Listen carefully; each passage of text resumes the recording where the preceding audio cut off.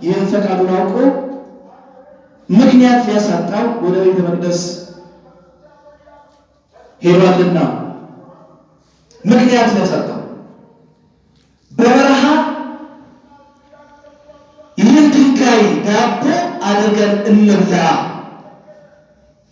ዳቦ አድርግና አንዱን ላንተ አንዱን ለኔ ብሎ ሲለው ምንድን ነው የመለሰለት? የመጀመሪያው ፈተና የሰው ልጅ በእንጀራ ብቻ አይኖርም፣ በእግዚአብሔር ቃል ጭምር እንጂ።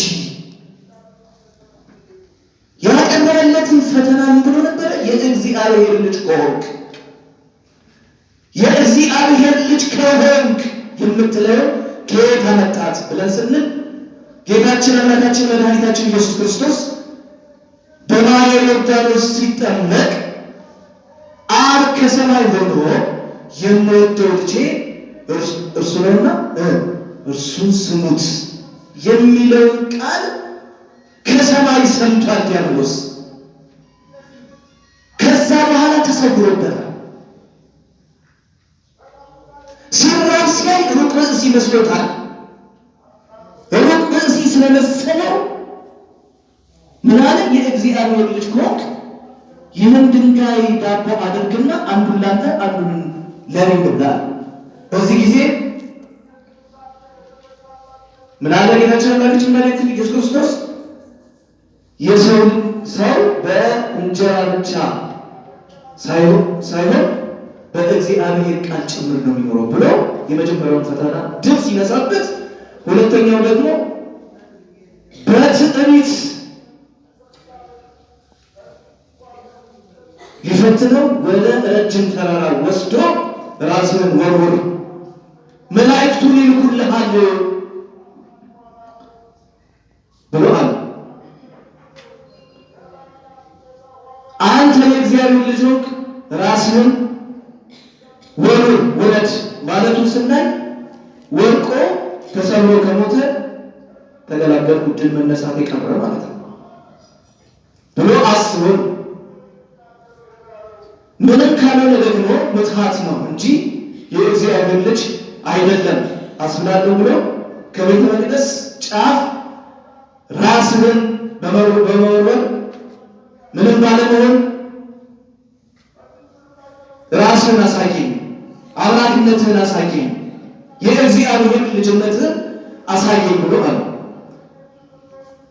ጌታችን አምላካችን መድኃኒታችን ኢየሱስ ክርስቶስ በትዕቢት ያመጣበት ፈተና መሆኑን አውቆ እግዚአብሔር አምላክህን አትፈታተነው ተብሎ ተጽፏል ብሎ ትዕቢትን ወይም በትዕቢት የመጣበትን ፈተና በትህትና ድል ነስቶታል።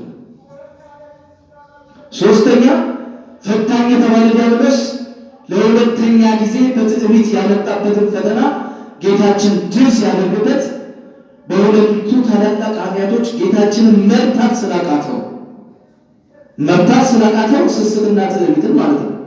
መርታት ስላቃተው ሶስተኛ ጊዜ ያቀረበለት ፈተናን ስንመለከት መጽሐፍ ቅዱስ እንዲህ ይላል። ከዚህ በኋላ ዲያብሎስ ረጅም ወደሆነ ተራራ ወጥቶ የዓለም ሁሉ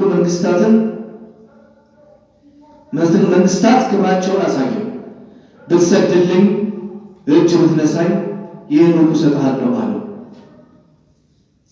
አሁንም ወሰደው ሲል በፈቃድ መሄድ ነው እንጂ ጌታችንን ሰይጣን አስገድዶ ለፈቃዱ አስገዝቶት አይደለም። በራሱ ፈቃድ መሄዱን ሲያመለክት ብትሰግድልኝ እጅ ብትነሳኝ ይህን ሁሉ እሰጥሃለሁ ብሎ ብዙዎችን ድል ባደረገበት ፍቅረ ነዋይ ፈተናውን አቀረበ። በፍቅረ ነዋይ በገንዘብ ፍቅር ለመጣል በገንዘብ ፍቅር ለማሰር ዛሬ የወደቅንበት ፈተና አይነት ዛሬ ያለንበት የፈተና አይነት ዛሬ ሁሉም ተጠምዶ የሚገኝበት ፈተና የገንዘብ ፍቅር፣ የጦርነቱ ምክንያት የገንዘብ ፍቅር፣